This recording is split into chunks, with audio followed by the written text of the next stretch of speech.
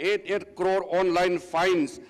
Besides being environmentally friendly, as cases are adjudicated in a paperless manner, it has led to saving of judicial manpower and added to the convenience of the citizens. An array of legislative and policy reforms have been launched to strengthen the enforcing contracts regime under the ease of doing business initiative of the government. For speedy resolution of commercial cases, the Commercial Courts Act 2015 was passed and again amended in 2018, which led to the establishment of dedicated commercial courts for the first time in Delhi, Mumbai, Kolkata, and Bengaluru, with dedicated infrastructure and exclusive judicial officers and staff. This has led to the focused attention on commercial disputes resolution and their speedy disposal. As part of the agenda of this meeting, it is proposed that in case more than 500 commercial disputes are pending, state governments may consider establishing one more dedicated commercial court for the same. In cases where the pendency is less than 500 commercial disputes, establishment of designated commercial courts may be considered to aid efficient and timely disposal of commercial cases. Emphasis has been made to promote alternative dispute resolution mechanism. The Mediation Bill 2021 is introduced in the Parliament, which is in furtherance of the endeavor of the government to provide parties to a dispute an efficacious remedy avoiding recourse to litigation.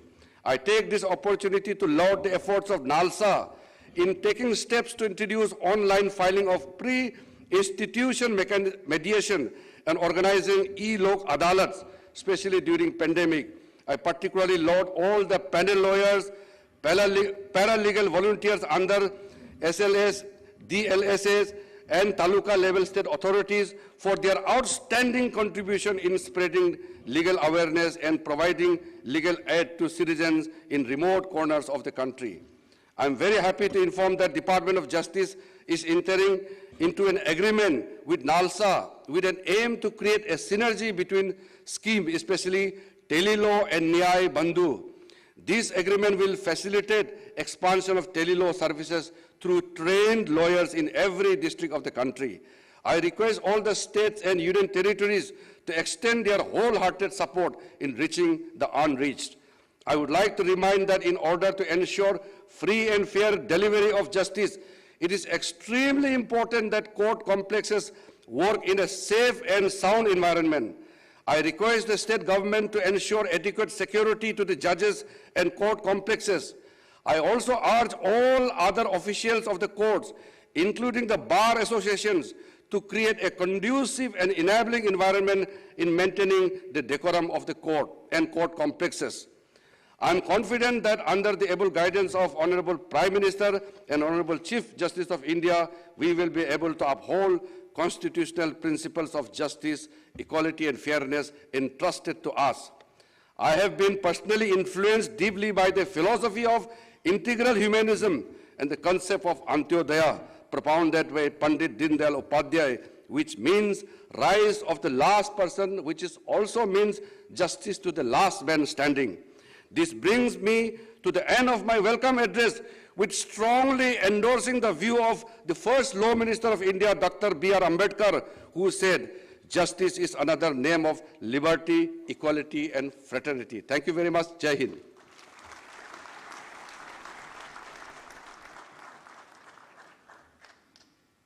बहुत बहुत धन्यवाद माननीय आपका। और अब हमारा विनम्र आग्रह है honourable chief justice of India justice Shri N V. Ramana ji आपसे कि कृपया अपने विचार प्रस्तुत करें।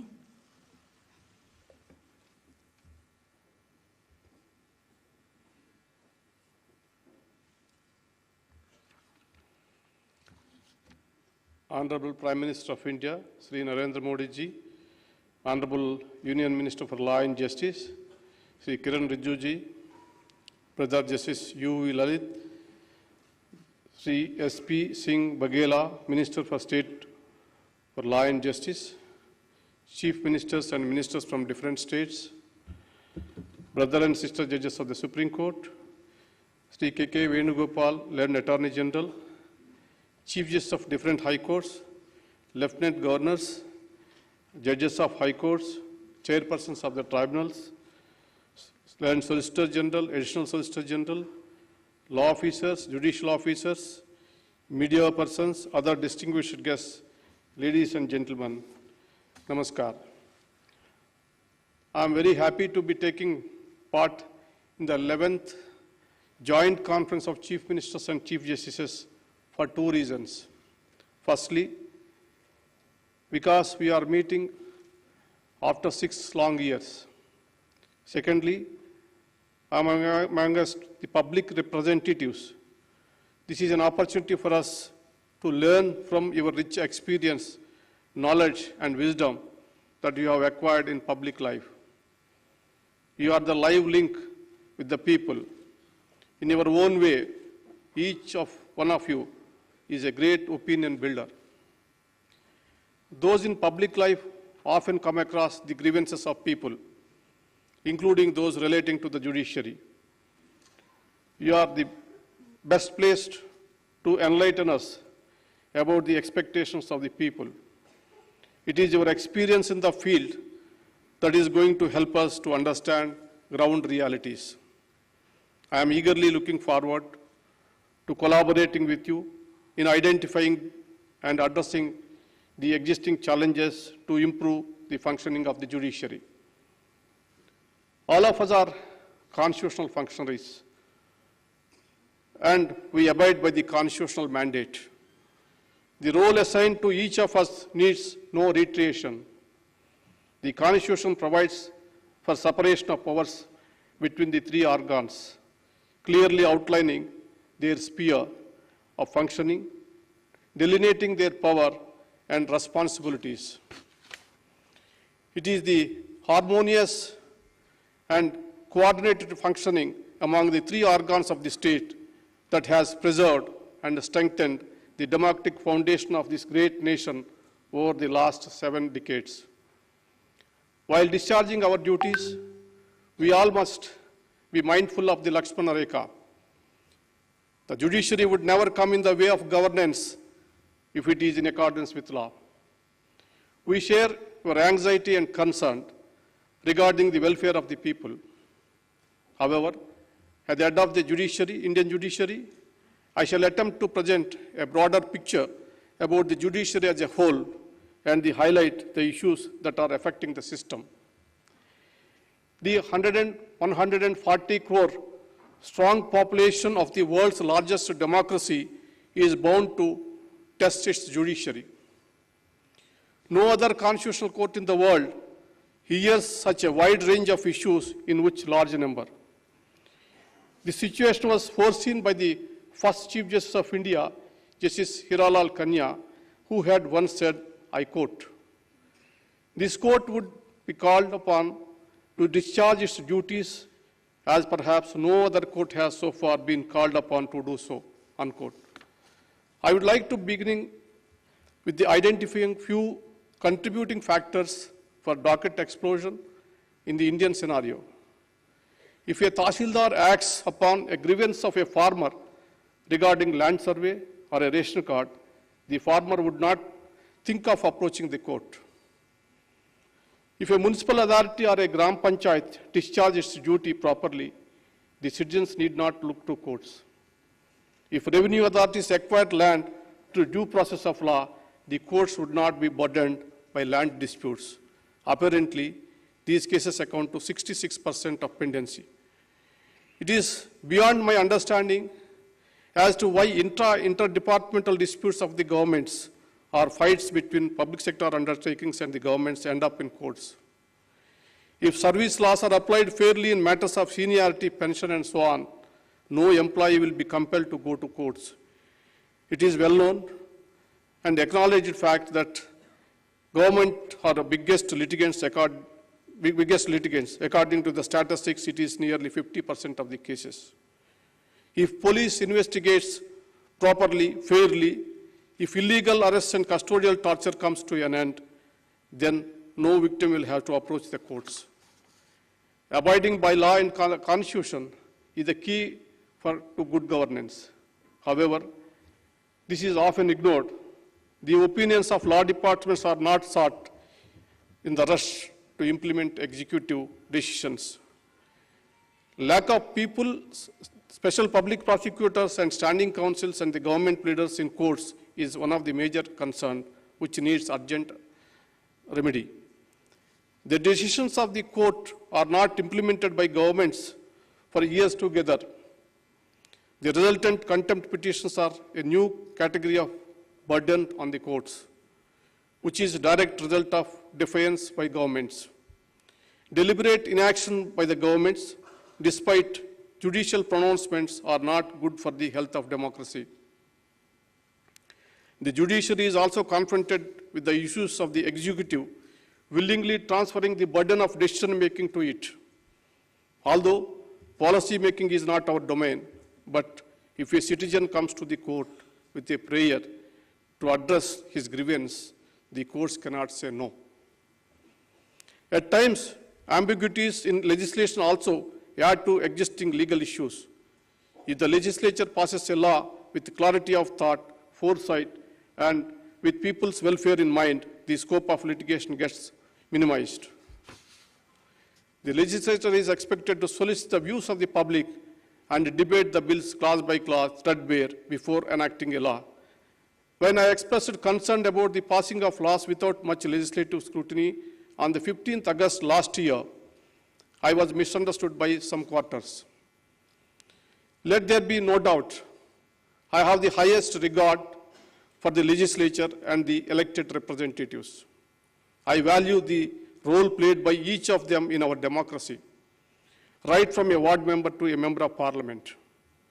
I was merely pointing towards certain deficiencies. Interestingly, my sentiments of law making in India were shared by none other than the Honorable Lok Sabha Speaker, Sri Om Birla, who reportedly a few weeks back, I quote, "Law should be made after thorough debates and discussions, incorporating the needs of the aspirational sections of the society," unquote. Based on these principles, one can safely summarize that often litigation is triggered because of two major reasons. One is non-performance by various wings of the executive. Second is the legislature not realizing its full potential. I am sure you will all agree with me that these are avoidable burdens on the judicial system. On various occasions, I have elaborated on the complexities involved in these issues. I am aware that there are certain concerns with the judicial system also. With regarding to timely delivery of justice and pendency. Pendency is often blamed on the judiciary due to paucity of time. I cannot explain the same in detail now. But a keen look at the websites of the courts will give you an idea about the huge workload on judges. The number of cases filed and disposed on each day is unimaginable. The rising number of frivolous litigations in an area of concern. For example, the well-meaning concept of public interest litigation is at times turning into personal interest litigation. No doubt, PIL has served a lot of public interest. However, it is sometimes being misused to stall projects or pressurize public authorities. These days, PIL has become a tool for those who want to settle scores or corporate rivalry. Realizing the potential for misuse, courts are now highly conscious in the entertaining of the same. This conference is an occasion for us to introspect and contemplate solutions. I have been a strong proponent of Indianization of the justice delivery system. By Indianization, I mean increasing accessibility by molding the system to suit the needs and sensibilities of the Indian population. It is a multi-dimensional concept. It calls for inclusivity, providing access to justice, removal of language barriers, reforms in practice and procedure, development of infrastructure, filling up of vacancies, augmenting the strength of the judiciary, and so on. I am of the firm belief that judicial infrastructure, both in terms of personal and physical infrastructure, needs urgent attention. With the expanding economy and growth in population, the caseload is rising alarmingly. There is severe gap between the existing infrastructure and the projected justice needs of the people. The environment of some courts, in some district courts, is such even lady advocates feel apprehensive about entering courtrooms, let alone female clients.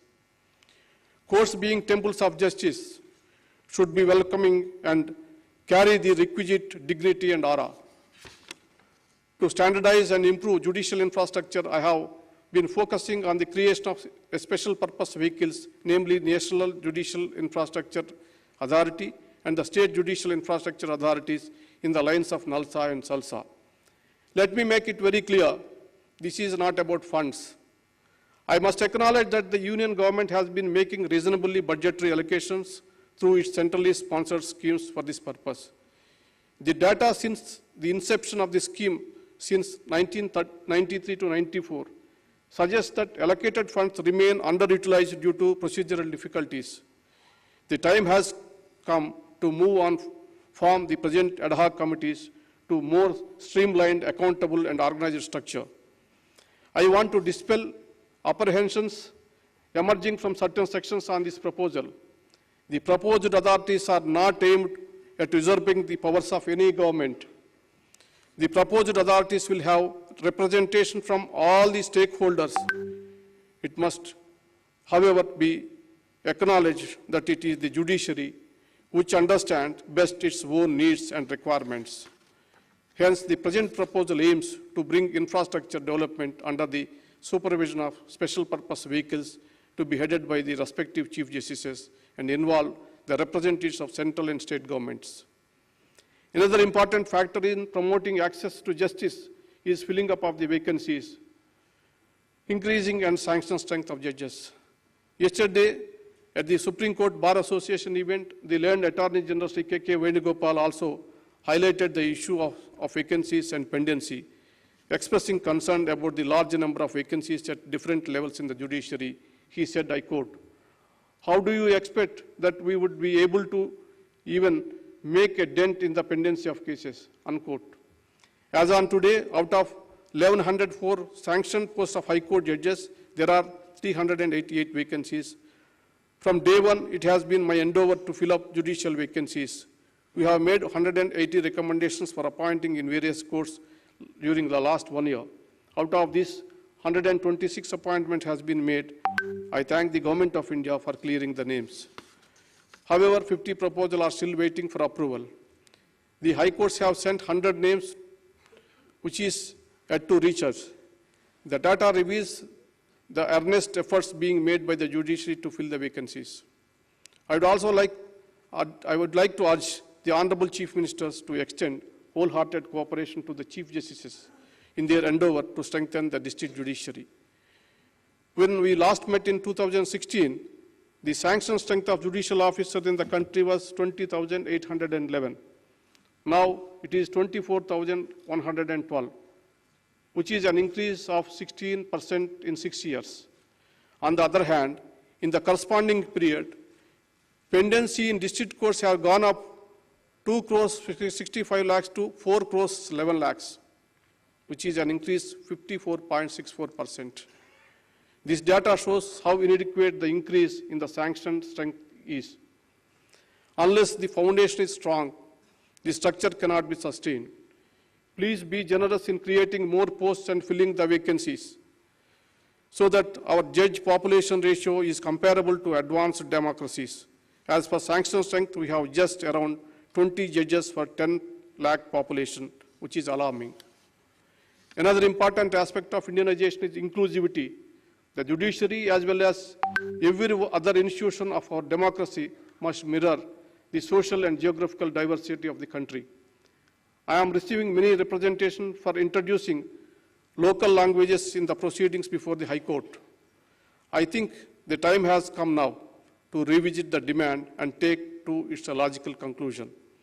The practice of law before constitutional court should be based on one's intelligence and understanding of law and not mere proficiency in language. The concept of access to justice in India is much broader than simply providing lawyers for representation before courts. I am proud to state that India has one of the best free legal aid services in the entire world.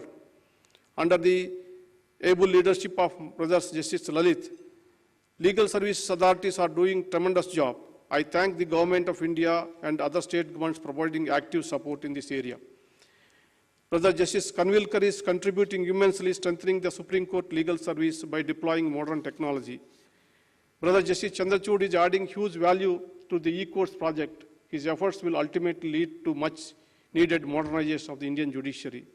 Brother Justice L. Nageswara heading a committee of artificial intelligence, whose work I believe is going to revolutionize the way the judiciary functions. I thank each one of them. Honorable Chief Ministers and Chief Justices, all that I can say is that it is the active collaboration based on our collective wisdom that can take us forward. Please remember, it is only the judicial process that is adversarial, not the judges or their judgments. We are merely discharging our constitutionally assigned role. Judgments are meant for delivering justice and should be seen as such. Let us work together for fulfilling the constitutional mandate. As Aristotle once said, law should govern and those in power should be servants of the law. I am sure the thoughts and concerns that you are going to share in this conference today will be placed before the government of India. I am confident that the points which are actionable at the level of government of India will receive deserving attention. I take this opportunity to thank the Honorable President of India, Sri Ramnath Kovindji, who always been a pillar of support for us. Being an accomplished lawyer himself, he has a practical understanding of the Indian legal system and has always been extremely supportive for all our endeavors. It was at his behest that the project of translating Supreme Court judgments to Indian languages was initiated. He graciously took out time to interact with us yesterday night over a dinner. We are grateful for the same. I am very happy that the Honorable Prime Minister Modi ji has taken out time for his busy schedule to share his thoughts on this occasion.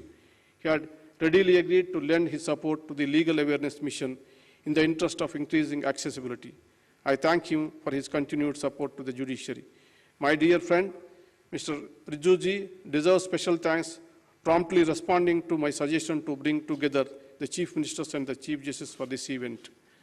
I am very happy to work with him, such a young and energetic law minister who is keen on improving the legal system in India. I would like to thank my brother and sister judges of the Supreme Court who have given their full support to this event. I would like to specially thank Justice Lalit, Justice Kanvilkar, who spared no efforts to make this event a grand success. My best wishes to all the Chief Ministers, Lieutenant Governors, and the Chief Justices who have gathered here. I thank them for traveling to the national capital despite the short notice and their busy schedules. Your continued support is highly appreciated. I would like to thank the Secretary General, the Registrars of the Supreme Court and other staff, Secretary of Ministry of Law and Justice, and other officials of the Ministry who work day and night to ensure the success of this event. I am sure all your efforts will bear fruit, and I wish the conference a great success. I will be failing my duty if I do not recall the invaluable services rendered by all in the most tiring times of the pandemic to keep the flag of the judiciary flying high. I offer my sincere condolences to the families of those who left us during this period. Before I end, I would like to quote a few words of Mahatma Gandhi ji. I quote, "Man becomes great exactly in the degree in which he works for the welfare of his fellow men," unquote. It is in this spirit that we must strive to achieve the highest degree of greatness for our institutions. This is the befitting tribute that we can pay to our freedom fighters in these 75 years of the independence. Thank you very much for giving this opportunity.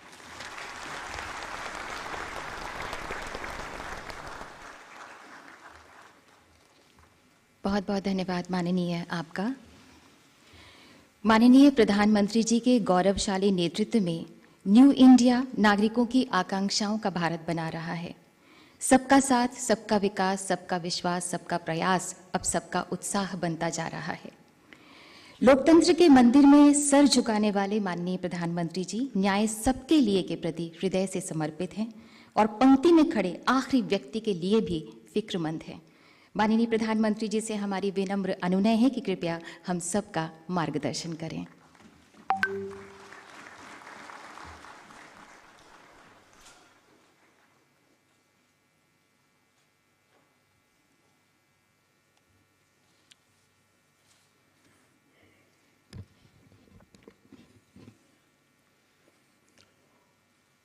Honorable Chief Justice of India, Sri N.V. Ramanna ji, Justice Sri U.U. Lilith जी, देश के कानून मंत्री श्री किरण रिजिजू जी, राज्य मंत्री professor S.P. Singh Baghel ji, राज्यों के सभी आदरणीय मुख्यमंत्रीगण, lieutenant governors of UTs, honourable जजेस of the supreme court of India, chief justice of high courts, distinguished guests, उपस्थित अन्य सभी महानुभाव, देवी और सज्जनों, राज्य के मुख्यमंत्रियों और हाई कोर्ट के मुख्य न्यायाधीशों की ये जॉइंट कॉन्फ्रेंस हमारी संवैधानिक खूबसूरती का सजीव चित्रण है। मुझे खुशी है कि इस अवसर पर मुझे भी आप सबके बीच कुछ पल बिताने का अवसर मिला है। हमारे देश में जहां एक और जुडिशरी की भूमिका संविधान संरक्षक की है, वहीं लेजिस्लेचर नागरिकों की आकांक्षाओं का प्रतिनिधित्व करता है। मुझे विश्वास है कि संविधान की इन दो धाराओं का ये संगम, ये संतुलन देश में प्रभावी और समयबद्ध न्याय व्यवस्था का रोडमैप तैयार करेगा। मैं आप सभी को इस आयोजन के लिए हृदय से शुभकामनाएं देता हूं। साथियों, मुख्यमंत्रियों और मुख्य न्यायाधीशों की ज्वाइंट कॉन्फ्रेंस पहले भी होती आई है और उनसे हमेशा देश के लिए कुछ न कुछ नए विचार भी निकले हैं। लेकिन ये इस बार ये जो आयोजन अपने आप में और भी ज्यादा खास है। आज ये कॉन्फ्रेंस एक ऐसे समय में हो रही है जब देश अपनी आजादी का अमृत महोत्सव मना रहा है। आजादी के इन 75 सालों ने जुडिशरी और एग्जीक्यूटिव दोनों के ही रोल्स और रिस्पॉन्सिबिलिटीज को निरंतर स्पष्ट किया है। जहां जब भी जरूरी हुआ, देश को दिशा देने के लिए ये रिलेशन लगातार इवॉल्व हुआ है। आज आजादी के अमृत महोत्सव में जब देश नए अमृत संकल्प ले रहा है, नए सपने देख रहा है, तो हमें भी भविष्य की तरफ देखना होगा। 2047 में जब देश अपनी आजादी के 100 साल पूरे करेगा, तब हम देश में कैसी न्याय व्यवस्था देखना चाहेंगे। हम किस तरह अपने जुडिशियल सिस्टम को इतना समर्थ बनाएं कि वो 2047 के भारत की आकांक्षाओं को पूरा कर सके, उन पर खरा उतर सके। ये प्रश्न आज हमारी प्राथमिकता होना चाहिए। अमृत काल में हमारा विजन एक ऐसी न्याय व्यवस्था का होना चाहिए जिसमें न्याय सुलभ हो, न्याय त्वरित हो और न्याय सबके लिए हो। साथियों, देश में न्याय की देरी को कम करने के लिए सरकार अपने स्तर से हर संभव प्रयास कर रही है। हम जुडिशियल स्ट्रेंथ को बढ़ाने के लिए प्रयास कर रहे हैं। जुडिशियल इंफ्रास्ट्रक्चर को बेहतर करने की कोशिश चल रही है। केस मैनेजमेंट के लिए आईसीटी के इस्तेमाल की शुरुआत भी की गई है। सबऑर्डिनेट कोर्ट्स और डिस्ट्रिक्ट कोर्ट से लेकर हाई कोर्ट तक वैकेंसीज को भरने के लिए भी प्रयास हो रहे हैं। साथ ही जुडिशियल इंफ्रास्ट्रक्चर को मजबूत करने के लिए भी देश में व्यापक काम हो रहा है। इसमें राज्यों की भी बहुत बड़ी भूमिका है। साथियों, आज पूरी दुनिया में नागरिकों के अधिकार के लिए, उनके सशक्तिकरण के लिए टेक्नोलॉजी एक इंपॉर्टेंट टूल बन चुकी है। हमारे जुडिशियल सिस्टम में भी टेक्नोलॉजी की संभावनाओं से आप सब परिचित हैं। हमारे ऑनरेबल जजेस समय समय पर इस विमर्श को आगे भी बढ़ाते रहे हैं। भारत सरकार भी जुडिशियल सिस्टम में टेक्नोलॉजी की संभावनाओं को डिजिटल इंडिया मिशन का एक जरूरी हिस्सा मानती है। उदाहरण के तौर पर ई कोर्ट्स प्रोजेक्ट को आज मिशन मोड में इंप्लीमेंट किया जा रहा है। सुप्रीम कोर्ट ई कमेटी के मार्गदर्शन में जुडिशियल सिस्टम में टेक्नोलॉजी इंटीग्रेशन और डिजिटाइजेशन का काम तेजी से आगे बढ़ रहा है। मैं यहां उपस्थित सभी मुख्यमंत्रियों और हाईकोर्ट के सभी चीफ जस्टिस से भी आग्रह करूंगा कि इस अभियान को विशेष महत्व दें, इसे आगे बढ़ाएं।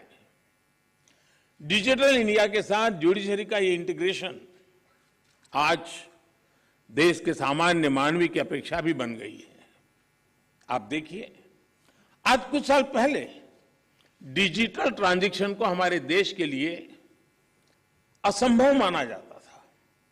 लोगों को लगता था, लोग शक करते थे, अरे ये हमारे देश में कैसे हो सकता है। और ये भी सोचा जाता है इसका स्कोप केवल शहरों तक ही सीमित रह सकता है, उससे आगे बढ़ नहीं सकता है। लेकिन आज छोटे कस्बों और यहां तक गांवों में भी डिजिटल ट्रांजैक्शन आम बात होने लगी है। ये पूरे विश्व में पिछले साल जितने डिजिटल ट्रांजैक्शन हुए उसमें से 40% डिजिटल ट्रांजैक्शन भारत में हुए हैं।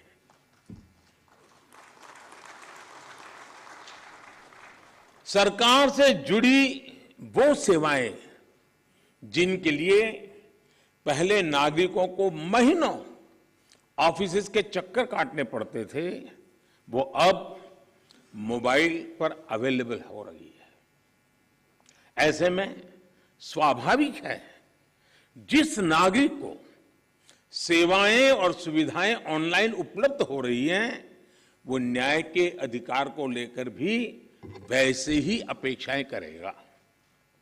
साथियों, आज जब हम टेक्नोलॉजी और फ्यूचरिस्टिक अप्रोच की बात कर रहे हैं तो इसका एक important aspect tech friendly human resources भी है।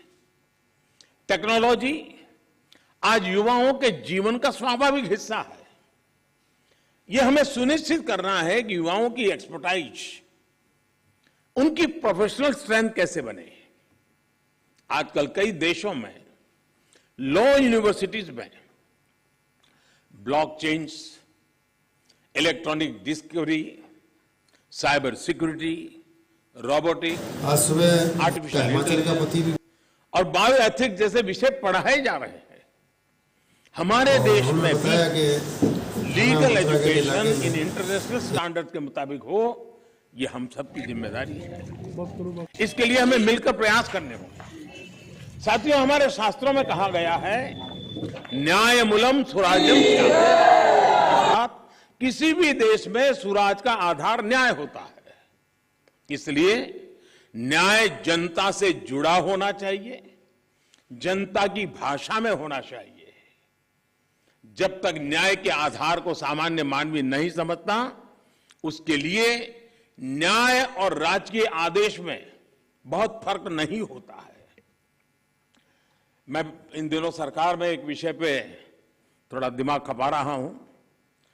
दुनिया के कई देश ऐसे हैं कि जहां कानून बनाते हैं तो एक तो लीगल टर्मिनोलॉजी में कानून होता है, लेकिन उसके साथ एक और कानून का रूप भी रखा जाता है जो लोक भाषा में होता है, सामान्य मानवी की भाषा में होता है, और दोनों मान्य होते हैं।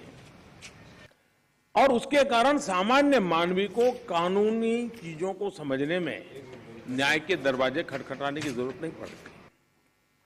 हम कोशिश कर रहे हैं कि आने वाले दिनों में हमारे देश में भी कानून एक पूरी तरह लीगल टर्मिनोलॉजी हो, लेकिन साथ साथ वही बात सामान्य व्यक्ति की समझ में आए उस भाषा में, और वो भी दोनों एक साथ असेंबली में या पार्लियामेंट में पारित हो, ताकि आगे चल करके सामान्य मानवी उसके आधार पर अपनी बात रख सकता है।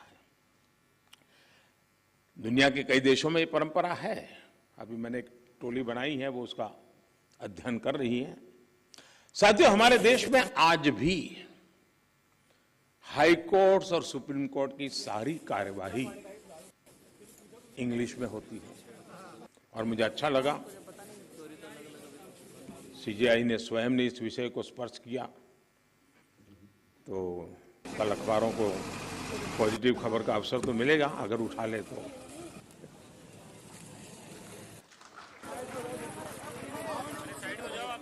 लेकिन उसके लिए बहुत इंतजार करना पड़ेगा। साथियों, एक बड़ी आबादी को न्यायिक प्रक्रिया से लेकर फैसलों तक को समझना मुश्किल होता है। हमें इस व्यवस्था को सरल और आम जनता के लिए ग्राह्य बनाने की जरूरत है। हमें कोर्ट्स में स्थानीय भाषाओं को प्रोत्साहन देने की जरूरत है। इससे देश के सामान्य नागरिकों का न्याय प्रणाली में भरोसा बढ़ेगा, वो उससे जुड़ा हुआ महसूस करेगा। अब इन समय हम एक कोशिश कर रहे हैं कि टेक्निकल एजुकेशन और मेडिकल एजुकेशन मातृभाषा में क्यों नहीं होना चाहिए। हमारे बच्चे जो बाहर जाते हैं दुनिया की वो भाषा कोशिश करते हैं पढ़ करके फिर मेडिकल कॉलेज की, तो हम हमारे देश में कर सकते हैं। और मुझे खुशी है कई राज्यों ने मातृभाषा में टेक्निकल एजुकेशन, मेडिकल एजुकेशन के लिए कुछ इनिशिएटिव लिए हैं। तो आगे चल करके उसके कारण गांव का गरीब का बच्चा भी जो भाषा के कारण रुकावटें महसूस करता है, उसके लिए सारे रास्ते खुल जाएंगे। और ये भी तो एक बड़ा न्याय है, ये भी एक सामाजिक न्याय है। सामाजिक न्याय के लिए न्यायपालिका के तराजू तक जाने की जरूरत नहीं होती है। सामाजिक न्याय के लिए कभी भाषा भी बहुत बड़ा कारण बन सकती है। साथियों, एक गंभीर विषय सामान्य आदमी के लिए कानून की पेचीदगियां भी है। 2015 में हमने करीब 1800 ऐसे कानूनों को चिन्हित किया था जो अप्रासंगिक हो चुके थे। इनमें से जो केंद्र के कानून थे, ऐसे 1450 कानूनों को, 1450 कानूनों को हमने खत्म किया। लेकिन राज्यों की तरफ से केवल 75 कानून ही खत्म किए गए हैं। मैं आज सब आदरणीय मुख्यमंत्रीगण यहां बैठे हैं, मैं आपसे बहुत आग्रह करता हूं कि अपने राज्य के नागरिकों के अधिकारों के लिए, उनकी ईज ऑफ लिविंग के लिए आपके यहां भी ये कानूनों का इतना बड़ा जाल बना हुआ है, काल बाह्य कानूनों में लोग फंसे पड़े हैं, उन कानूनों को निरस्त करने की दिशा में आप कदम उठाइए। लोग बहुत आशीर्वाद देंगे जी।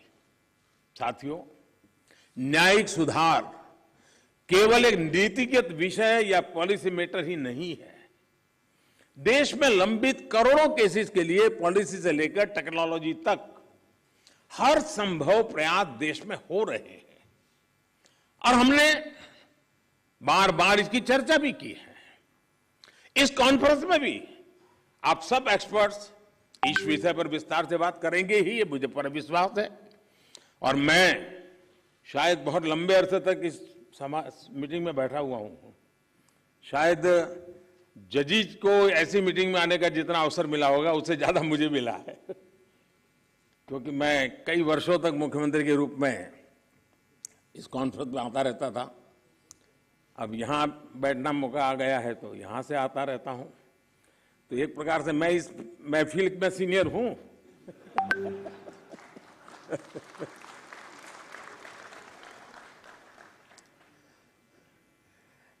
साथियों, इस विषय में जब मैं बात कर रहा था तो मैं मानता हूं कि इन सारे कामों में मानवीय संवेदनाएं जुड़ी हुई है। मानवीय संवेदनाओं को भी हमें केंद्र में रखना ही होगा। आज देश में करीब 3.5 लाख प्रिजनर्स ऐसे हैं जो अंडर ट्रायल है और जेल में है। इनमें से अधिकांश लोग गरीब या सामान्य परिवारों से हैं।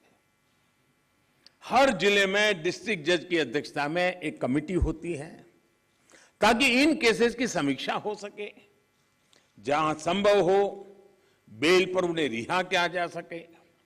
मैं सभी मुख्यमंत्रियों और हाई कोर्ट के जजेस से अपील करूंगा कि मानवीय संवेदनाओं, उन संवेदनाओं और कानून के आधार पर इन मामलों को भी अगर संभव हो तो प्राथमिकता दी जाए। इसी तरह न्यायालयों में और खासकर स्थानीय स्तर पर लंबित मामलों के समाधान के लिए मध्यस्थता, मीडिएशन भी एक महत्वपूर्ण जरिया है। हमारे समाज में तो मध्यस्थता के जरिए विवादों के समाधान की हजारों साल पुरानी परंपरा है। आपसी सहमति और परस्पर भागीदारी, ये न्याय की अपनी एक अलग मानवीय अवधारणा है। अगर हम देखें तो हमारे समाज का वो स्वभाव कहीं ना कहीं अभी भी बना हुआ है। हमने हमारी उन परंपराओं को खोया नहीं है। हमें इस लोकतांत्रिक व्यवस्था को मजबूत बनाने की जरूरत है। और जैसे चीफ साहब ने ललित जी की तारीफ की, मैं भी करना चाहूंगा। उन्होंने पूरे देश में भ्रमण किया, हर राज्य में गए इस काम के लिए, और सबसे बड़ी बात है कोरोना काल में गए। साथियों, मामलों का कम समय में समाधान भी होता है, न्यायालयों का बोझ भी कम होता है और सोशल फैब्रिक भी सुरक्षित रहता है। हमने इसी सोच के साथ संसद में मीडिएशन बिल को भी एक अम्ब्रेला लेजिस्लेशन के रूप में भी पेश किया है। अपनी रीच लीगल एक्सपर्टाइज के साथ हम मीडिएशन से सॉल्यूशन की विधा में ग्लोबल लीडर बन सकते हैं। हम पूरी दुनिया के सामने एक मॉडल पेश कर सकते हैं। मुझे पूरा भरोसा है कि प्राचीन मानवीय मूल्यों और आधुनिक अप्रोच के साथ इस कॉन्फ्रेंस में ऐसे सभी विषयों पर आप सब विद्वज्जन विस्तार से चर्चा करके, मंथन करके उस अमृत को लाओगे जो शायद आने वाली पीढ़ियों तक काम आएगा। इस कॉन्फ्रेंस में जो नए आइडियाज निकलेंगे, जो नए निष्कर्ष निकलेंगे, वो नए भारत की आकांक्षाओं को पूरा करने का माध्यम बनेंगे। इसी विश्वास के साथ मैं फिर एक बार आप सबके मार्गदर्शन के लिए मैं आपका आभारी हूं, और मैं सरकार की तरफ से ये विश्वास दिलाता हूं कि देश के न्याय व्यवस्था के लिए सरकारों ने जो करना होगा, चाहे राज्य सरकार हो, केंद्र सरकार हो, वो भरसक प्रयास करेगी ताकि हम सब मिलकर के देश के कोटि कोटि नागरिकों की आशा अपेक्षाओं को पूर्ण कर सके। और 2047 में देश जब आजादी के 100 साल मनाए, तब हम न्याय के क्षेत्र में भी और अधिक गौरव के साथ, और अधिक सम्मान के साथ, और अधिक संतोष के साथ आगे बढ़े। यही मेरी बहुत बहुत शुभकामना है। बहुत बहुत धन्यवाद।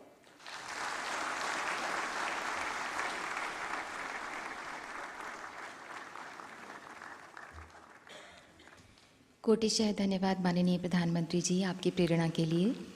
और अब हमारा अनुरोध है माननीय केंद्रीय विधि एवं न्याय राज्य मंत्री प्रोफेसर SP सिंह बघेल जी से कि कृपया आभार प्रकट करें।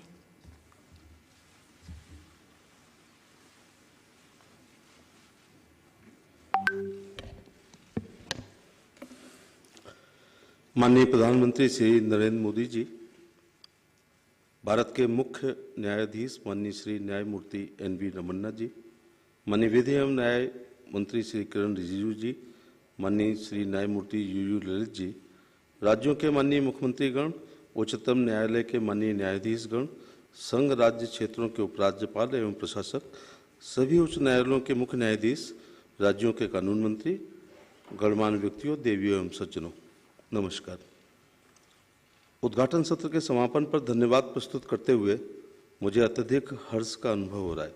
सबसे पहले मैं इस सम्मेलन में अपना बहुमूल्य समय देकर उपस्थित होने के लिए माननीय प्रधानमंत्री जी को धन्यवाद देना चाहता हूं।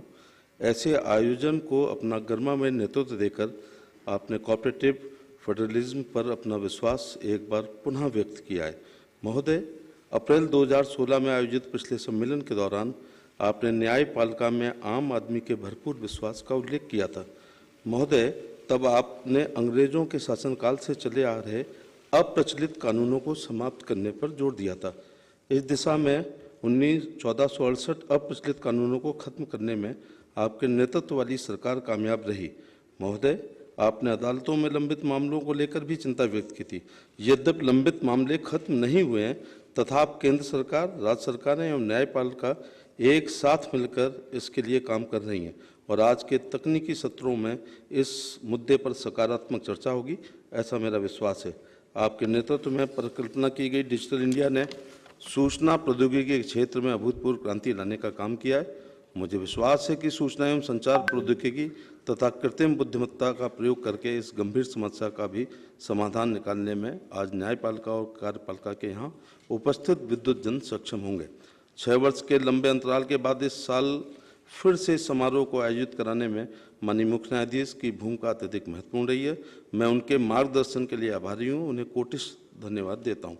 माननीय विधि एवं न्याय मंत्री इस कार्यक्रम के आयोजन का प्रेरणा स्रोत रहे हैं। उन्होंने समय समय पर सम्मेलन की तैयारी से जुड़े सभी मुद्दों पर बारीकी से चर्चा की है और इस सम्मेलन से एक सफल निष्कर्ष प्राप्त हो, इसके लिए हमें लगातार प्रेरित करते रहे हैं। मैं माननीय विधि एवं न्याय मंत्री जी को उनके मार्गदर्शन के लिए धन्यवाद देता हूं। आज देश के विभिन्न राज्यों के मुख्यमंत्री जी, मंत्रीगण, संघ राज्य क्षेत्रों के उपराज्यपाल एवं प्रशासक इस सभागार में उपस्थित हैं, जो अपनी अत्यधिक व्यस्तता के बावजूद भी इस कार्यक्रम में भाग लेने आए हैं। इनमें से प्रत्येक का उल्लेख करना कठिन होगा, इसलिए मैं उन तमाम मुख्यमंत्रियों, उपराज्यपालों, मंत्रीगण एवं प्रशासकों के प्रति हृदय से आभार प्रकट करता हूं, जो इस कार्यक्रम का महत्व समझकर यहां पधारे हैं। मैं आगामी कार्यसत्र के दौरान उनके बहुमूल्य योगदान की कामना करता हूं। आज हमारे साथ सभी उच्च न्यायालयों के मुख्य न्यायाधीश हैं, जो हमारे देश की न्याय व्यवस्था के सबसे मजबूत स्तंभ हैं। इस सम्मेलन से पहले ही वे आपस में एक पूरे दिन चर्चा कर चुके हैं और आज समस्याओं के समाधान के लिए वे अपना सकारात्मक सुझाव देने में सक्षम होंगे।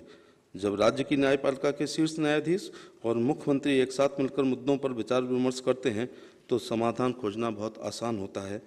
मैं उच्च न्यायालयों के सभी मुख्य न्यायाधीशों को धन्यवाद देता हूं। मैं सरकार के उन सभी वरिष्ठ अधिकारियों, दिल्ली के जिला न्यायाधीशों और न्यायिक अधिकारियों, अधिवक्ताओं, विधि के छात्रों, अध्यापकों एवं उपस्थित सभी गणमान्य व्यक्तियों को धन्यवाद देता हूं, जिन्होंने इस सम्मेलन में भाग लेने के लिए अपना बहुमूल्य समय निकाला। आज के सम्मेलन के लिए काफ़ी कम समय में व्यवस्था करने में न्याय विभाग की छोटी सी टीम ने कोई कसर नहीं छोड़ी है। मैं सचिव न्याय और न्याय विभाग के अपने सभी सहयोगियों को इस सम्मेलन को सफल बनाने के लिए किए गए योगदान के लिए धन्यवाद देता हूँ। इस स्तर के सम्मेलन के सफल आयोजन के लिए अन्य कई विभागों और एजेंसियों के सहयोग की आवश्यकता होती है। मैं उच्चतम न्यायालय की रजिस्ट्री के साथ साथ उन सभी विभागों से जुड़े हुए हर व्यक्ति को धन्यवाद देना चाहता हूं, जिनका योगदान इस कार्यक्रम के आयोजन में है। मैं मीडिया बंधुओं का भी आभार प्रकट करना चाहूँगा। अंत में मैं सभागार में उपस्थित अन्य सभी गणमान्य व्यक्तियों को धन्यवाद देता हूँ और इस विश्वास के साथ आपसे आज्ञा चाहता हूँ कि आज आयोजित किए जा रहे दोनों तकनीकी सत्रों में समस्याओं पर ऐसा विचार मंथन हो जिससे देश की न्याय प्रणाली में क्रांति आए और हमारे नागरिकों के लिए पहले से कहीं अधिक त्वरित एवं पारदर्शी न्याय सुनिश्चित हो। जय हिंद।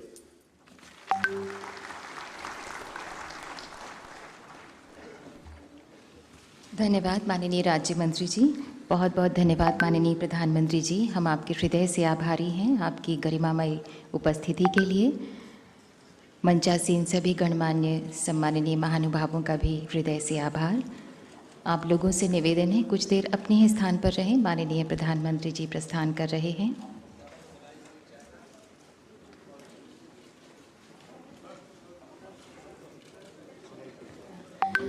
आप सभी चाय पर सादर आमंत्रित हैं। आप सभी चाय पर सादर